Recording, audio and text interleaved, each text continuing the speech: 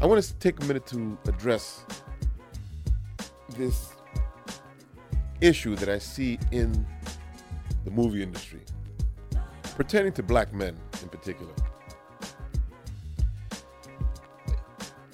It seems that no matter how successful you've been in your career, somehow Hollywood always tries to put a black man in a dress, in drag.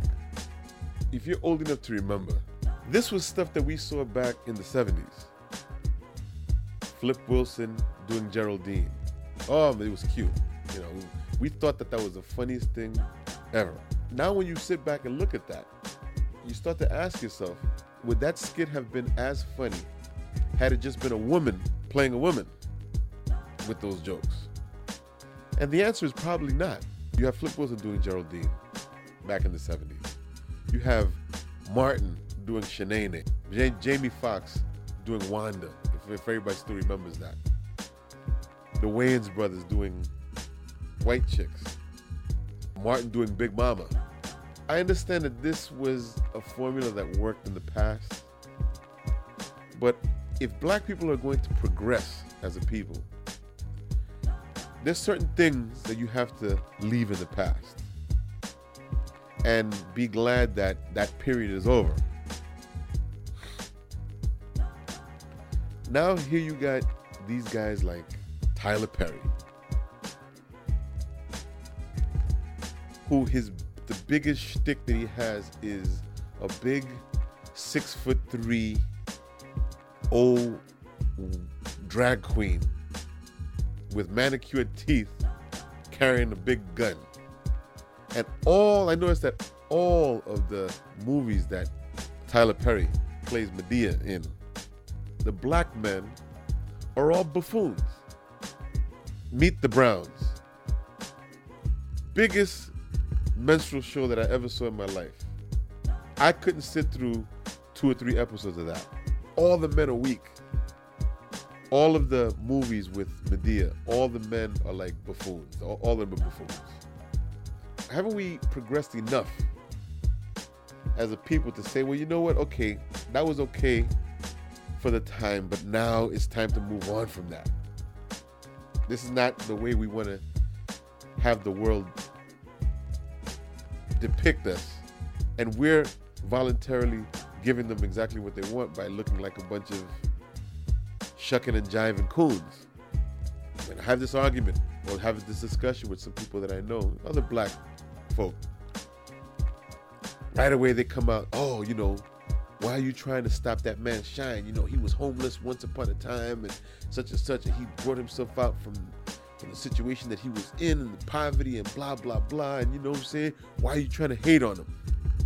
And my answer to that is, you've been there, done that. Okay, let's move on. In 2014, we're still seeing Medea. Somebody needs to take Medea and put 2 bullets in the back of her head and kill that character. Period. It's done with that. Then you have Dave Chappelle, who pointed out that right away they were trying to put him in a dress. There's an interview that he made with, it was either the Screen Actors Guild or Oprah. He had that very successful TV show on Comedy Central, and then people thought he was going crazy because he decided to just pick up and leave and go to Africa, and nobody knew where he was for weeks at a time. He mentioned the fact of this whole point of them trying to do a skit with him in a dress, and he refused to do it. I was watching a program where the guy was a bunch of ex-offenders that had, you know, they were doing stretches between 5 and 10 years, and they were released. And then somebody asked one of the ex-inmates, saying, okay, well, you know, we hear that there's a lot of homosexuality that goes on in prison with, you know, between men. And how is it that you can engage in this type of activity in jail, be released, and still claim that you're not a homosexual? He says, well, listen, that has absolutely nothing to do with homosexuality. It has everything to do with control. That is a way to emasculate the other person, to really make him submit That's a way of control. It's a way of dominance, to exert your dominance on somebody. If that is the case, then what kind of message is Hollywood sending to black men? That if you want to make it in this business, we got to put you in a dress. And if you don't put you in a dress, we'll find another coon to put in a dress in place. And he'll be famous. And you'll still be sitting here with your values. And you're going to be broke as hell. You'll never make it in this business. I mean, you had Tu Wong Fu with Wesley Snipes in a dress. Ving Rhames. I forget what the name of the movie was.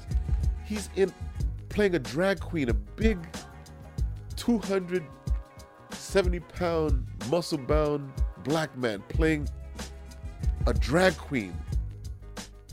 Come on. Come on. I mean, I know you got to pay your bills, but damn. Come on, man. Really? I lost so much respect for that man when he did that. I lost so much. Ving, you were my man until you did that. I really liked your acting, but oh my God. That was off. That was over the top. That was way over the top. What does that say about this film industry? Are